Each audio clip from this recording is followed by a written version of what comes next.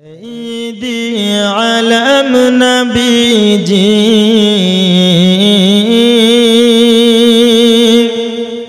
সঈদি আলম নবীজি আখিরি ज़माना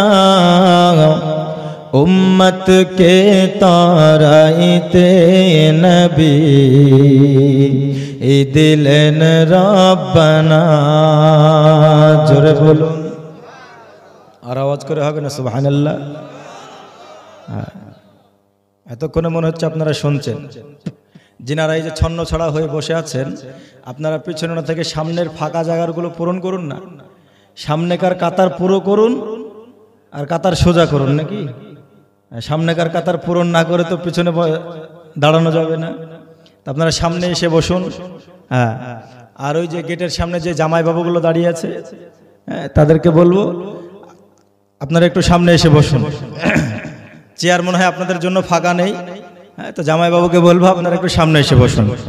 সঈদি আলম নবীজি আখিরি ज़माना उम्मत के ताराइते नबी दिलन रब्बना जोरे बोलो नबीजी मोर नूरेर पुतुल सोहाग करे नाम राखिलेन मुहम्मद रसूल माफ कराया निबेन नबी माफ कराया निबेन नबी उम्मतेर गुनाह उम्मत के ताराइते नबी दिलन रब्बना सईदी आलम नबीजी आखिरी ज़माना उम्मत के ताराइते नबी दिलन रब्बना जोरे बोलून शोनो रे वाघाबी नादान नूर नबी के बोलिस तोरा भाईरी समान बोले ना बोले कि बोले ना बोले नबी आमार मतो शोनो रे वाघाबी नादान नूर नबी के बोलिस तोरा निजेरी समान नबीजिर जूतार समान नबीजिर जूतार समान होते पारबी ना आरो जोरे होबे ना सुबहानाल्लाह। उम्मत के ताराइते नबी दिलन रब्बना सईदी आलम नबीजी आखिरी ज़माना उम्मत के ताराइते नबी दिलन रब्बना।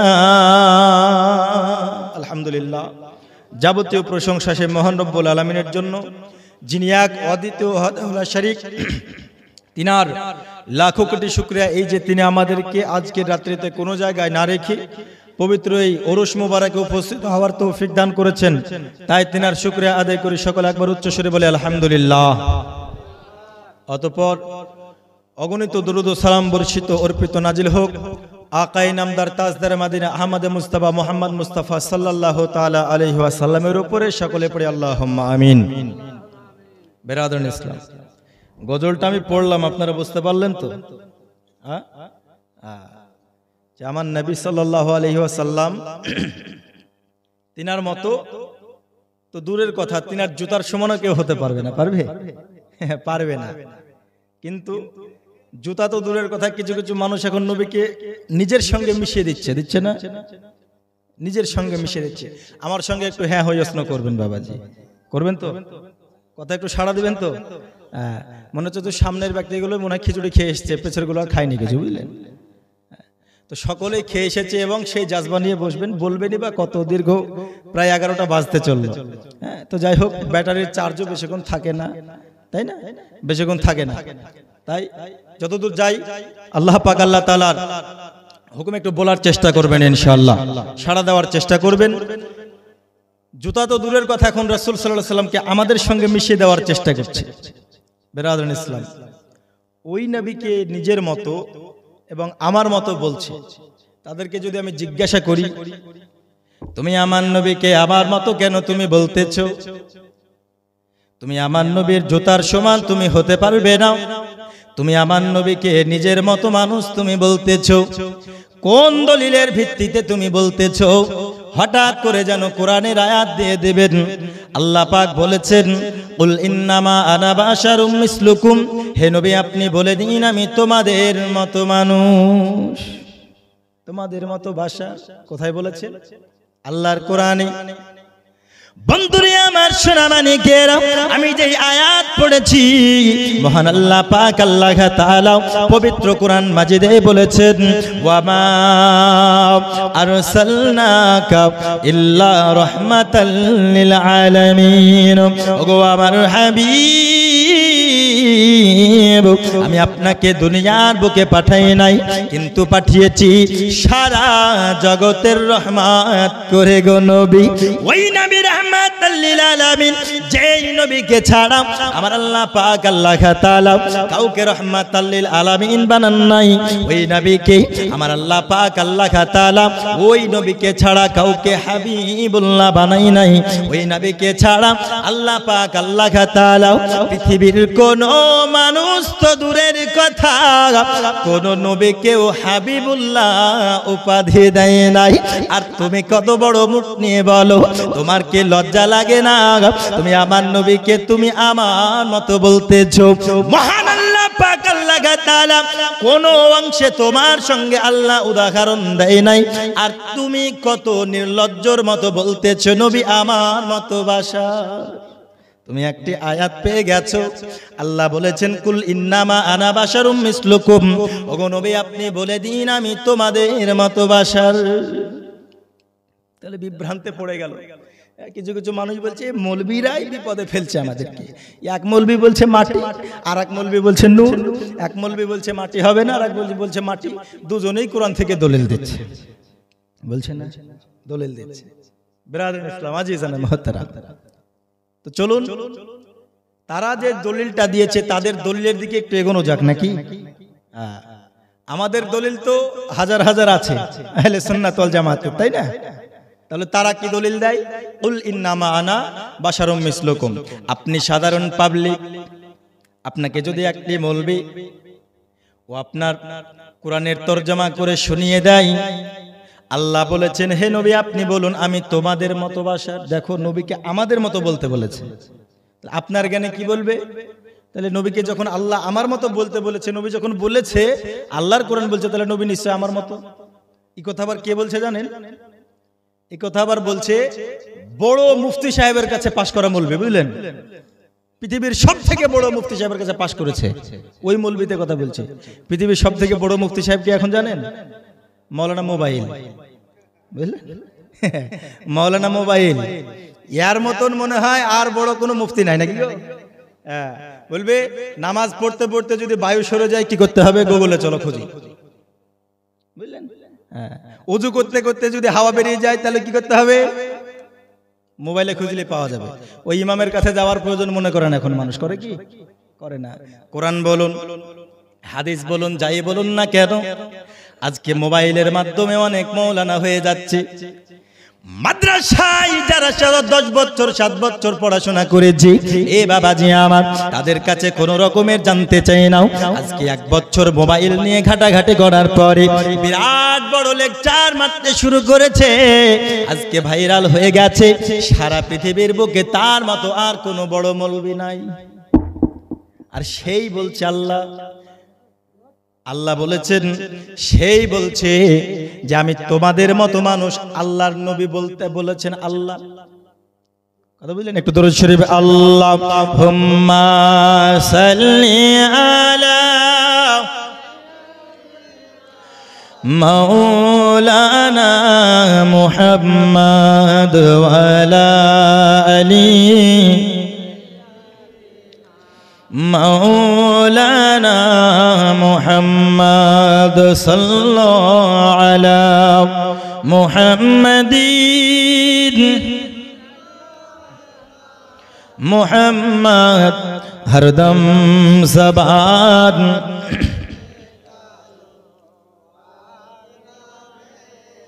ওগো চাঁদ তুমি বলে দাও আমার নবীজি কোথায়? জোরে হবে না? আমি যখন হাতের ইশারা করব আমি প্রত্যেকটা জায়গায় বলে দিই, আমি হাতের ইশারা করা মানে সুবহানাল্লাহ বলতে হবে, বুঝলেন? এখন তো মানুষ এখন এমন অবস্থা, মানে কখন সুবহানাল্লাহ বলতে হবে কখন আলহামদুলিল্লাহ বলতে হবে জানে না। ছোটবেলা থেকে যে বাপ মাই শিক্ষা দিবে যে বাবু এই টাইমে সুবহানাল্লাহ বলবে, এই টাইমে আলহামদুলিল্লাহ বলবে, তা না। এখন বাপ মা কি শিক্ষা দেয় জানেন? ছোটবেলা থেকে hi hello tata bye bye এসব, তাই না? এখন একটা ছোট্ট বাচ্চা, বুঝলেন, একজনের একটা ভাইয়ের বাচ্চা হয়েছে, তো ও হয়তো কোন রকমের একবার আব্বা বলেছে, বুঝলেন, পাড়ায় মিষ্টি বন্টন করে বেড়াচ্ছে, বিরাট বড় খুশি আনন্দে মিষ্টি বন্টন করে বেড়াচ্ছে। তো একজন ব্যক্তি জিজ্ঞেস করছে, কিরে ভাই এত আনন্দে মিষ্টি বন্টন করছিস কেন? তো বলছে, আর বলিস না, আজকে আমার বেটা আমাকে আব্বা বলে ডেকেছে, আব্বা বলে ডেকেছে, বিরাট আমি খুশি, তার জন্য গোটা গ্রামে আজকে মিষ্টি বন্টন করছি। তো তাই নাকি? তো চল দেখি তোর বেটা কেমন করে আল্লাহ আব্বা বলে ডাকছে শুনি। তখন গিয়েছে, বলছে বলো তো বাবু আব্বু। তো ছেলেতে বলছে থালাল বেটা থালা, বুঝলেন? এই হচ্ছে পরিস্থিতি বর্তমানে। আব্বাজি আমার, তো যখন আপনি হাতের ইশারা করবে একটু সুবহানাল্লাহ বলবেন। আব্বাজি আমার ভালো করে বুঝুন বাবা, আমি আপনাদেরকে বলতে চাই পৃথিবীর জমিনে যদি নবীকে চিনতে হয় ভালো ইলম আলা দরকার আছে। বন্ধুরে আমার, আপনাদেরকে ছোট্ট করে একটি উদাহরণ আমি দেব। আজকে আপনি দুনিয়ার বুকে লক্ষ্য করলে দেখতে পাবেন অলংকারের মধ্যে আজকে পৃথিবীর সোনা গহনার মধ্য থেকে মহিলারা যেই অলংকার পরে, ওই হাজারো অলংকারের মধ্য থেকে বিরাট সব থেকে পৃথিবীর দামি অলংকারের নাম হলো মুক্তা। কি নাম? মুক্তা। এক্সাম্পল আমি আপনাদেরকে দেওয়ার চেষ্টা করছি বাবা, কারণ অনেক জায়গায় বক্তব্য রেখেছি আমি, গুরুত্বপূর্ণ আলোচনা যারা শুনে একটু জ্ঞান নিয়ে যেতে যদি পারে আজকের এই ওরস সার্থক হয়ে যাবে। জোরে বলুন সুবহানাল্লাহ। পৃথিবীর জমিনে সব থেকে দামি অলংকারের নাম হলো মুক্তা, তাই না? মুক্তা কেন এত দাম কেন? তো কারণ একে যেখানে সেখানে পাওয়া যায় না, সমুদ্রের 1000 ফিট গভীর থেকে একে অর্জন করতে হয়। ঠিক বললাম না ভুল বললাম? হাজার হাজার গভীর গভীর তলে যেতে হয়। আচ্ছা বলুন, আপনার মতো আমার মতো সাধারণ মানুষ যদি সমুদ্রে ডুব দিয়ে ওই মুক্তা আনতে যায়, আনতে পারবে? পারবে? ও যাওয়ার আগেই পেট ফুলে ভেসে যাবে নাকি? যাওয়ার আগেই ভেসে যাবে। আব্বাজি আবার ভালো করে বুঝুন, আবারও ওই রকম সাধারণ একজন ব্যক্তি আপনার ওই রকম মুক্তা নিয়ে চলে আসছে। কেমন করে তারা চলে আসে আমি আপনাদেরকে বলবো বাবা। আপনি যখন এমনি এমনি যাচ্ছেন, আপনার 1 মিনিট বা 2 মিনিট নিঃশ্বাসের উপর বিশ্বাস নিয়ে আপনি যাচ্ছেন, যখন আপনার 2 মিনিট চলে গেল, আপনার নিঃশ্বাস যখন শেষ হয়ে গেল, আপনি ইন্তেকাল করে পেট ফুলে ভেসে গেলেন। আবারও সাধারণ ব্যক্তি যায়, ও সরকারি ব্যবস্থা নিয়ে যায়, ও মাস্ক পরে যায়, অক্সিজেনের ব্যবস্থা নিয়ে যায়, যাকে আমাদের ভাষায় বলে ডুবুরি। ঠিক না? ডুবুরি। ওই ডুবুরি গিয়ে নিয়ে আসতেছে বাবা। আচ্ছা বলুন বাবাজি, এই মুক্তার থেকে 1000 গুণের দাবি আমার আল্লাহর কোরআনের বাণী। ঠিক বললাম না ভুল বললাম? পৃথিবীর সব থেকে দামি আল্লাহর কোরআন, ঠিক কি না? তো চলুন বাবাজি, এই সমুদ্র থেকে বেরিয়ে আসে দামি মুক্তা, আর এই কোরআন যেটা রয়েছে, এই কোরআন থেকে বেরিয়ে আসে মাসলা, ঠিক না? সমুদ্র থেকে মুক্তা বের করতে যাওয়ার সময় যদি বিনা ব্যবস্থাতে যায় প্রাণ হারাবে, হারাবে না? প্রাণ হারাবে। আর এই কোরআনের মধ্য থেকে বিনা জ্ঞানে, বিনা কোনো ইলমে যদি মাসলা মাসাইল বের করতে যায়, যদি কোরআনের তরজমা করতে যায়, যদি কোরআনকে বুঝতে যায়, এইখানে প্রাণ হারাবে না, এইখানে সরাসরি ঈমান হারাবে। কথা বুঝতে পারলেন? সমুদ্র থেকে মুখ টানতে যাচ্ছে, ওখানে বিনা ব্যবস্থায় মুখ টানতে গেলে কি হারাবে? প্রাণ হারাবে। আর এইখানে বিনা ইলমে যদি মাসলা মাসাইল কোরআন থেকে বের করতে যায়, এখানে প্রাণ হারাবে না, এখানে কি হারাবে? ঈমান হারাবে। আরে ঈমান হারাচ্ছে কেমন করে? ওই যে বিনা কোনো জ্ঞানে মোবাইল থেকে তরজমা করে মানুষকে শোনাচ্ছে, কুল ইন্নামা আনা বাশারুম মিসলুকুম, হে নবী আপনি বলে দিন আমি তোমাদের মতো বাশার। কথা বুঝলেন? তো বাশার যখন বলে দিল, নবী আমার মতো বলে দিল, ওর ঈমান থাকলো? এবং থাকলো ঈমান তো একার লয়াকার ক, বুঝলেন? সঙ্গে সঙ্গে ইমিডিয়েটলি, কোনো আর সময় লাগবে না, সঙ্গে সঙ্গে তালাক হয়ে যাবে। আব্বা যে আমার ভালো করে বুঝুন বাবা, তাহলে আল্লাহর এই আয়াত আমরাও তো মানি, মানি না? আমরাও মানি। তাহলে আল্লাহ কেন বললেন কুল ইন্নামা আনা বাশারুম মিসলুকুম? এই আয়াতটি বোঝার জন্য বাবা আপনাকে সর্বপ্রথমে মাদ্রাসায় পড়া ইলম লাগবে, মোবাইল ঘাটা জ্ঞান দিয়ে চলবে না। এই মাদ্রাসা পড়া ইলমে আপনার মুফতি আনে কেরামেরা, হুজুরেরা আমাদেরকে শিক্ষা দিয়েছেন। আমার আল্লাহ পাকের নবী তিনার একটি নয়, দুইটি নয়, তিনার তিনটে সূরাত ছিল। কটি? তিনটে সূরাত, তিনটে অবস্থা। চলুন কোন কোন অবস্থা? এক নাম্বার হলো হাকিকি, দুই নাম্বার হলো মালাকি, আর তিন নাম্বার হলো বাশারি। কথা বুঝতে পারছেন? বাশারি, বাশারি মানে আপনি বাশার, আমি বাশার, আপনি মানুষ, আমি মানুষ, আমি মানব, আপনি মানব। কথা বুঝতে পারলেন? কথা বুঝতে পারছেন? হ্যাঁ হই আসলে কিছু বলছেন না, কি ব্যাপার? একটু মহব্বতে জিকির লা ইলাহা ইল্লাল্লাহ, লা ইল্লাল্লাহ, লা আদব নবী সফিউল্লাহ, ঈসা নবী রুহুল্লাহ, ইব্রাহিম নবী খলিলুল্লাহ, আমাদের নবী হাবিবুল্লাহ। লা ইলাহা লা ইলাহা, একটু মহব্বত লা ইলাহা ইল্লাল্লাহ মুহাম্মাদুর রাসূলুল্লাহ। একটি জবানও বন্ধ রাখবেন না, চিৎকার মেরে কন্যা সুবহানাল্লাহ। আমার নবীর বাশারি সূরাত কোনটি আপনাদেরকে বুঝিয়ে দিই বাবা, নইলে আমার নবীর এই গুস্তাকি আপনাদের অন্তরে চিরতরের মতো থেকে যাবে। তাদের কথা শুনে বলে দিচ্ছেন নবী আমার মতো বাশার, আমার মতো মানুষ, আপনাদের ঈমান থাকবে না। বন্ধুরে আমার নবীর বাশারি সূরাত যখন আমার নবী থাকেন, বাশারি সূরাত অর্থাৎ মানব সূরাত। আপনি আমি মানব, আপনি আমি মানুষ, আপনার মতো আমার মতো মানুষের সঙ্গে নবী চলেছে কি চলে নাই? চলেছে। আপনার মতো আমার মতো মানুষের সঙ্গে চলেছেন, সাহাবায়ে কেরামদের সঙ্গে চলেছেন, কাফিরদের সঙ্গে চলেছেন, সাধারণ ব্যক্তিদের সঙ্গে চলেছেন। দরদি আপনার মতো আমার মতো সাধারণ মানুষের সঙ্গে আমার নবী যখন চলছেন, আমার নবী ওই মুহূর্তে বাশারি সূরাত অবলম্বন করে। কোন সূরাত? বাশারি সূরাত অর্থাৎ মানব সূরাত অবলম্বন করে রাসূল মানব সূরাতে থেকে আপনার মতো আমার মতো মানবের সঙ্গে চলাফেরা করছেন। বুঝলেন? কটা সূরাত বললাম? মাত্র তিনটা আছে। বুঝলেন কটা? একটা, তাই না? বাকি আছে কটা? অনেক জায়গায় আপনার আঙ্গুলের দিকে বলে দেয়, বুঝলেন? বাকি আছে কটা? দুটো বাকি আছে। তাহলে বাশারের সূরাত হলো। তাহলে চলুন বাবা আমার নবীর আরো দুটি সূরাতের বিষয়ে বলে দিই। আপনারা সকলে জানেন আমার নবীজি আল্লাহর সঙ্গে দিদার করার জন্য দুনিয়ার বুক থেকে আল্লাহর কাছে গিয়েছিলেন। জান নাই? মেরাজে গিয়েছে কি যায় নাই? দিদারের জন্য মেরাজে গিয়েছিলেন। এটা হচ্ছে রজব মাস, আর 27শে রজবের রাত রাসূল সাল্লাল্লাহু আলাইহি ওয়াসাল্লাম মেরাজে গিয়েছিলেন। জোরে বলুন সুবহানাল্লাহ। যেই মাসে আমার নবী আল্লাহর সঙ্গে দিদারে গিয়েছিলেন, এটাই হচ্ছে সেই মাস।